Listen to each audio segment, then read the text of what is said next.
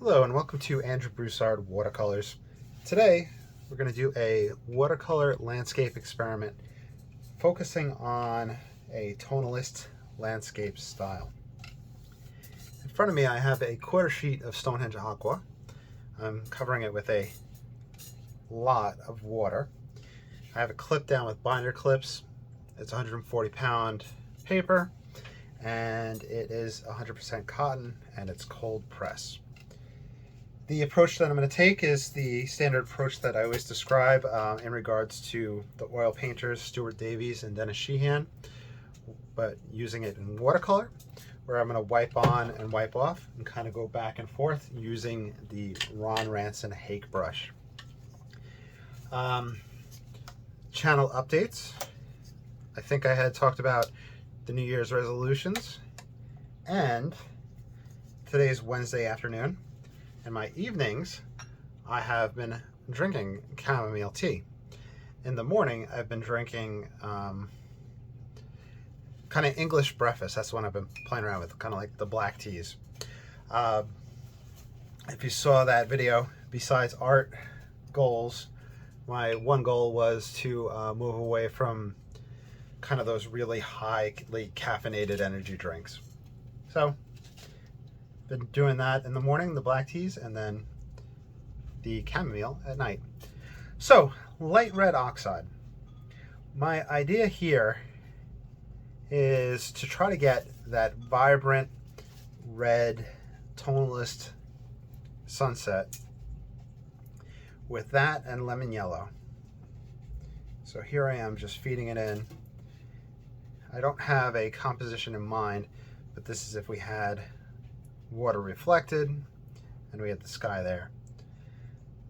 Lemon yellow really works well with this color, and I played around with a palette of just those two colors, and I think also some raw sienna and yellow ochre was played around with in those videos.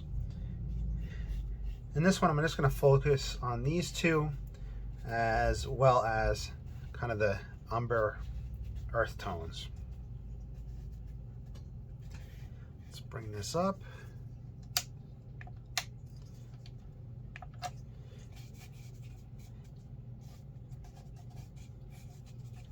We'll see what happens. Okay. Now, sky-wise, I'm honestly not sure what direction to go in. So this is grabbing some raw umber. With the raw umber, burnt umber experiments, the raw umber seems to play a good role as a dark. It also has a kind of cooling, almost a greenish feel to it, at least for me. The raw umber is Da Vinci brand. Ooh, that popped off. The burnt umber I'm using is Cotman brand. That's one of the things that I read a long time ago, was that earth's colors are often geared within brands to revolve around each other, but I'm kind of crossing brands here. Not out of preference, just out of tubes that I have. Okay.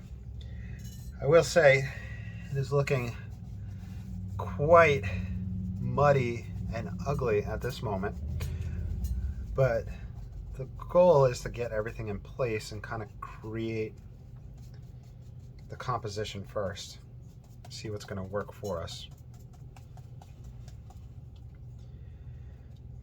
I haven't used any burnt umber yet. Okay, so it looks pretty icky. Is that an actual word in the dictionary? I'm not sure, but I'm going to take the paper towel and now start pushing things around, texturizing, seeing what we can do.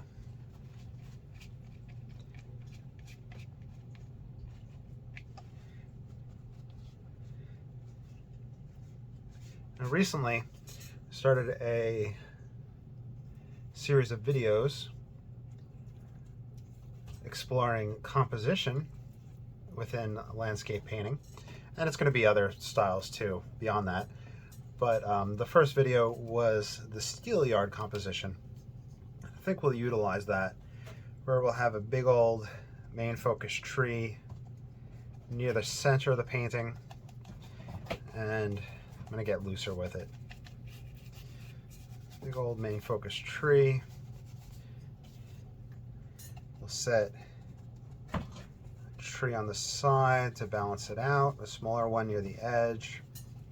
Just a very easy composition. Bring the reflections of this tree down. So the areas that I had red and yellow here, where we would have had the water, if there was water from the sky and it was reflecting, now I'm going to switch it over in color. Let's bring our landscape back here. I always love trees on the edge. Maybe we'll grab some raw umber, start darkening things up. We'll do a foreground cut right here. So a bit of land coming in front.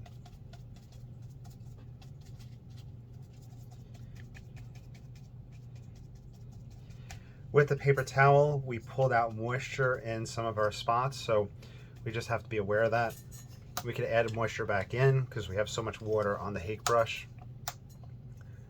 I did do a dip with the hake brush in this one, second time. I don't usually add that much more, but we are pretty, I wiped off quite a bit. How's that? Let's see. It's turning into kind of an S-shaped composition. I think in the series, exploring compositional shapes, we'll wind up finding that compositional shapes can be more than one shape. Steelyard and S-shape, for example.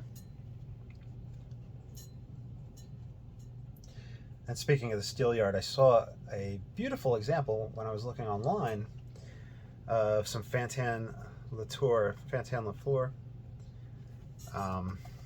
There's an amazing still life painter, I think the 1800s. And I remember my first oil professor that I had spoke very, very highly and in awe of Mr. Fantin Latour's still lifes. And I remember seeing some in person at the Met, the Metropolitan Museum. Anyway, with the Steelyard composition, with a heavy weight and a smaller weight, described in Mr. Edgar Payne's book, the landscape composition book, he talks about having similar tonal values or colors in order to have that achieved. And there was a still life example of, I forget what the shape was here, but it was a little silver mug right here with a little reflection, and the white and the little reflection balanced out in a Steelyard composition. It was just absolutely beautiful and a beautiful example. And I felt simply just by looking at that, I learned a lot. Oh. All right, so I'm gonna grab the squirrel mop just so that I'm not muddying up the lemon yellow and the light red oxide. And this is where I'm uncertain, is putting these guys in and at what stages to put these colors in. And sorry for that movement of the camera right there. Percy just put her claws into my thigh. But besides that, I don't think I really skipped a beat with talking. That's the school teacher in me. Yeah, little kids sinking their teeth into you and getting your ankles while you're trying to teach.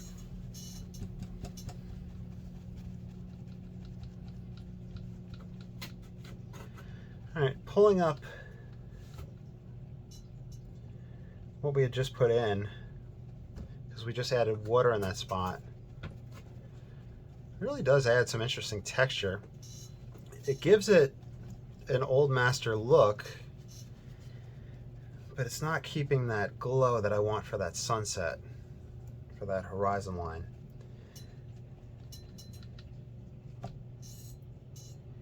The ultimate idea, what I've been trying to achieve and chase after with watercolor, and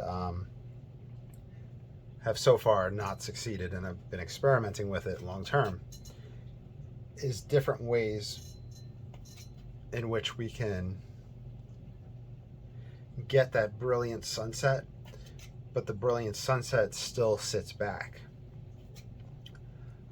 I'm taking the #1 rigger right now, and I'm adding texture in and putting in my tree trunks and branches. And while I'm doing that, I'm gonna blab. Whenever I look at the oil painters, I believe that they're using, like Stuart Davies, Dennis Sheehan. They're not. I don't think they're using cadmium colors whenever they're achieving the effect that I'm looking for. I think they're using their lemon yellows, their light reds. They're probably doing a cadmium red hue, something like that, or a vermilion.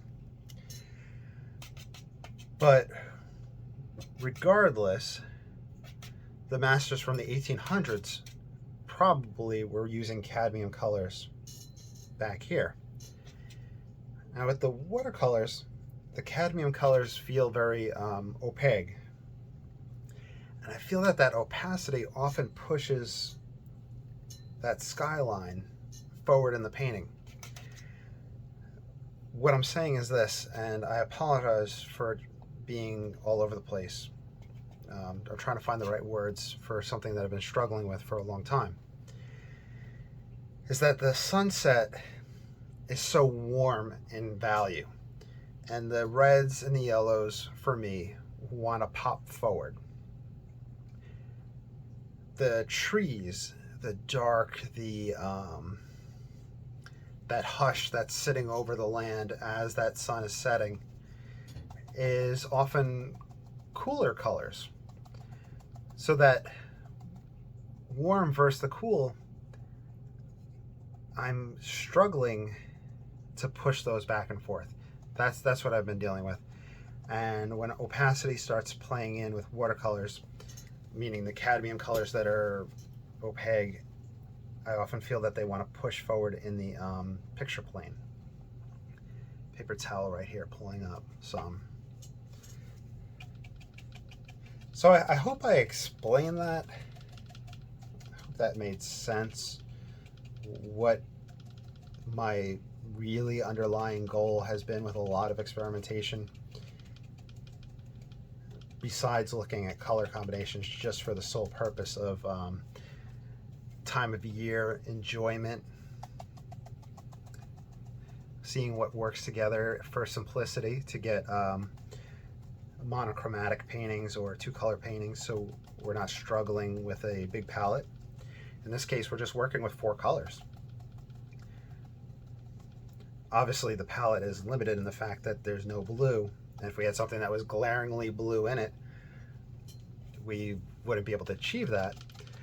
But for the purpose of what I'm going for, this palette seems to be working. I know in the beginning of the video, I critiqued the initial layout of feeling very muddy and dirty. But it feels like it's starting to come into its own.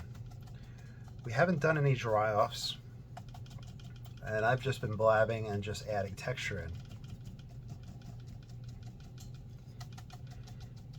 A well-worn hake brush is just fantastic for that. This hake brush is a Ranson hake brush, which comes pre-worn, however, or pre-sharpened, pre-edged. However, it is not worn like this. This is from 3 years of use. I'm going to scrape a little bit. I'm going to use the sharp edge. This is a Best Buy card that I had cut up.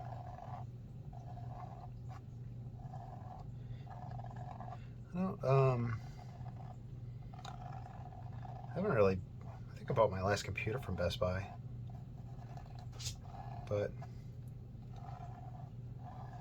I don't really shop there that often.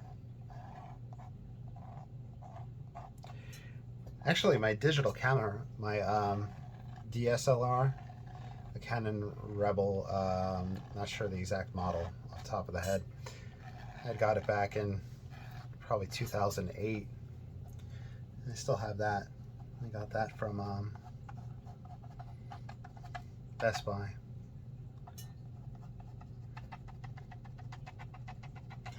Oh, speaking of cameras, I had a sale or two on Etsy the past month, which was really nice. Just pushing with that flat edge, just creating a little edge texture, just playing around. Anyway, I had two sales on Etsy within the past month, and I was able to include an extra painting and some of the alternative prints that I've been doing, the cyanotypes or the Van Dykes. So that's been cool. So if you ever want to support this channel, you can purchase something on Etsy. You could support through Patreon, which I have linked down below. There's also a cup of coffee. It's a different way of supporting. Simply liking and subscribing. Simply commenting. For example, if you were to drink a cup of tea right now, what type would it be?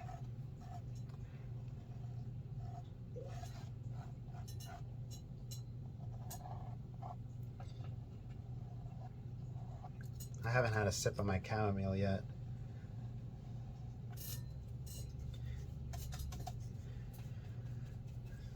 Okay, so I'm really happy with the way that color is receding back there. With that back and forth swiping and wiping, the light red oxide and the lemon yellow do give a nice subdued sunset that sits back.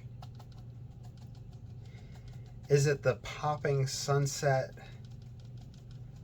that I really am chasing? I'm not sure yet. I think two things can affect that. First thing is we haven't done a dry off yet. The second, there is a little art approach of if you need to darken an area, you lighten an area alongside it. If you need to lighten an area, you darken an area alongside it.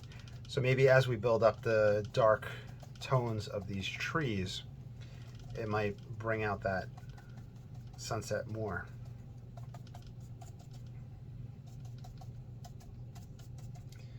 Reflections down from the trees. Yeah, we haven't done a dry off.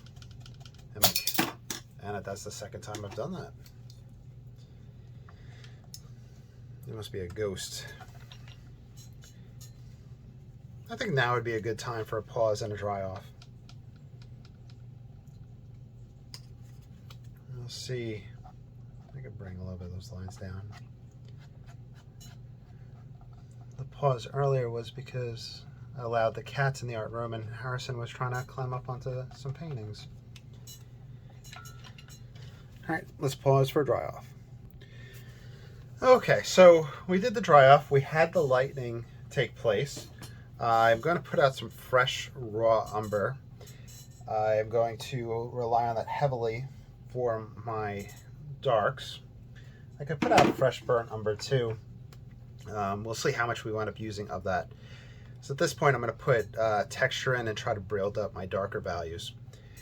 One of the questions that I have in my mind when I was drying off is, do I want to add any lemon yellow or light red oxide? I'm thinking that it's best to explore the umbers first and then see from there. Like I said, how you can push the darks to affect the lights. So that's what I'm going to be practicing in this approach.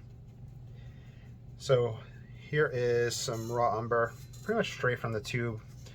My brush is, at this point, maybe just a little damp. Probably really no moisture on it, other than what was on it from before. One concern that I have is the tendency for the same tone to go throughout the whole painting. Now with tonalism, you often have very tight tones and you're very low key with it. I'm just then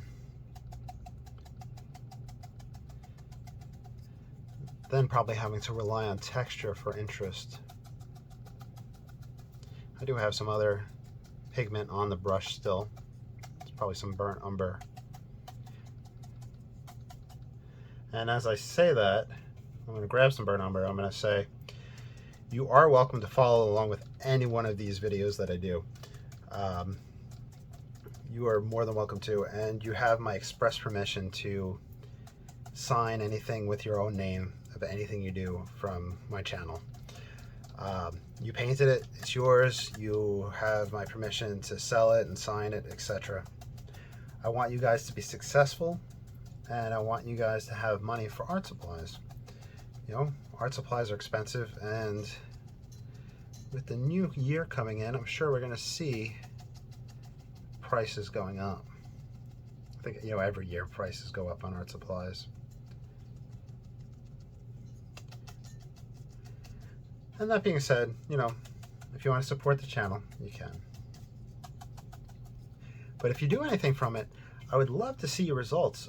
People will tag me on Facebook at the Andrew Broussard, or they'll post on the Andrew Broussard Watercolors Facebook page, which I have linked down below. And I love seeing it because usually I can recognize when somebody followed along with one of my tutorials.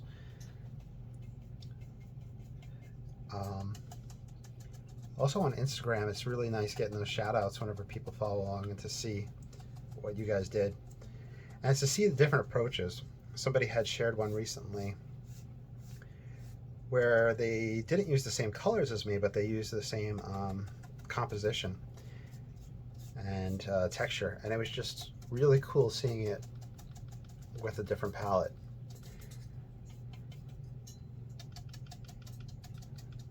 One or two times on here I've told a story, or I read it in a book as a kid, where there was a musician who knew how to play a song or two on the piano,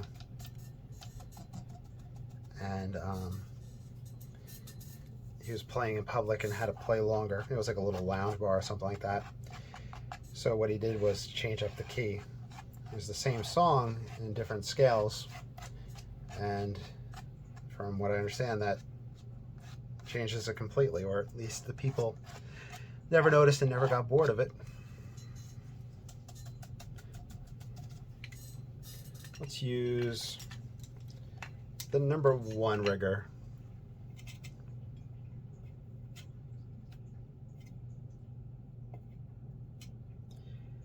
Try to grab some burnt umber.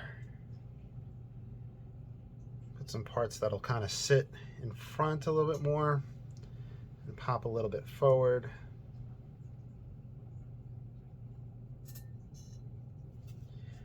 We can put the reflections down here.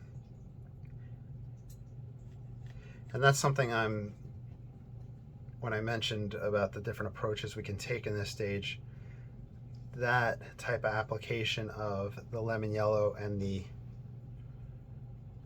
light red oxide is what has me nervous. Now,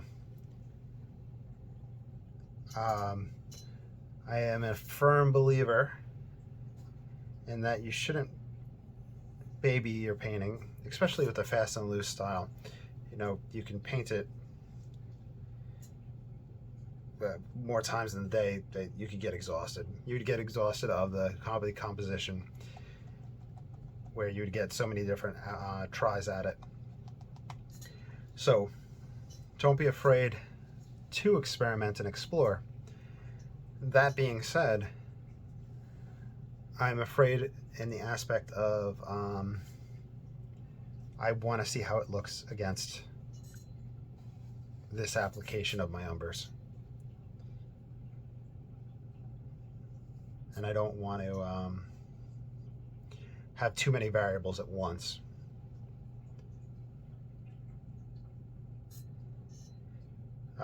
Using the number 1,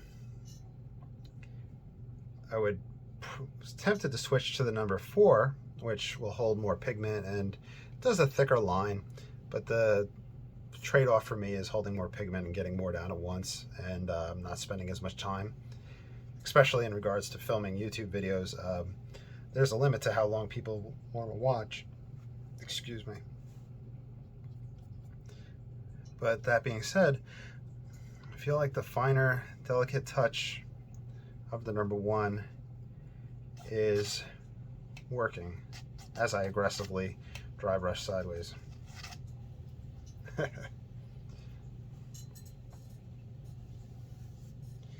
The raw umber really just plays a great role with the burnt umber as a dark. From what I've seen with watercolor palettes, at least in the beginning when I was looking around online, when I was first learning, is that raw umber often gets avoided. It just doesn't seem to take place on a palette. The only real shout out to raw umber seemed to take place in James Fletcher Watson's books. Prolific painter, prolific writer. His art books were fantastic and very influential in my learning. And he used, I think he added raw umber and yellow ochre to his palette to kind of change up some scenes and make them more interesting, especially when it was just a lot of browns. I have to go back and look through that book. And I think it was later on in his books that he had started doing that.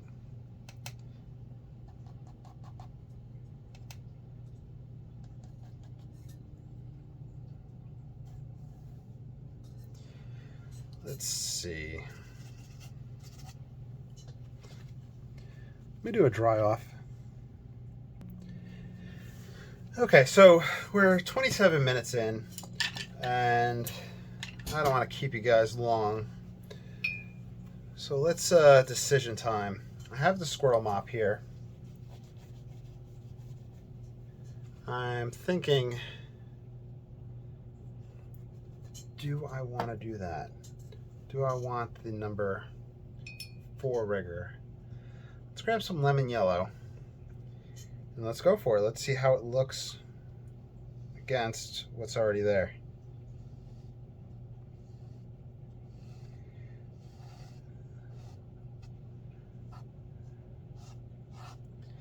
Being very timid with this.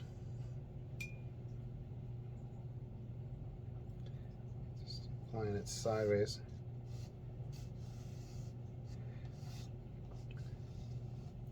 Now, if you made it this far in the video, let me know in the comments below what you think about this application.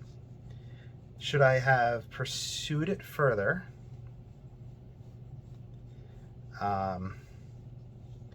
Should I have left it be? Here's light red oxide. Or are you happy with the application that I did? I really don't want too many harsh edges, so kind of grabbing water and spreading that out.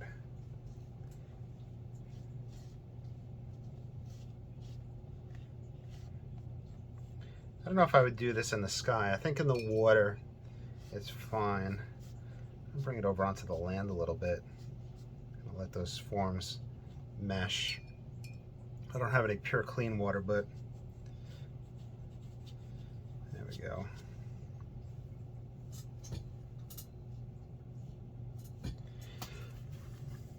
It kind of made it glow a little bit more looking at it through the camera, though it isn't dried off. So let's do the dry off and we'll call it. Well, I think we're really getting somewhere with these experiments. I hope you enjoyed. I will be back soon with more videos. And let me know what you'd like to see down below. Percy says hi. Percy, say hi to everybody. She says meow. All right, you all take care. Have a great day.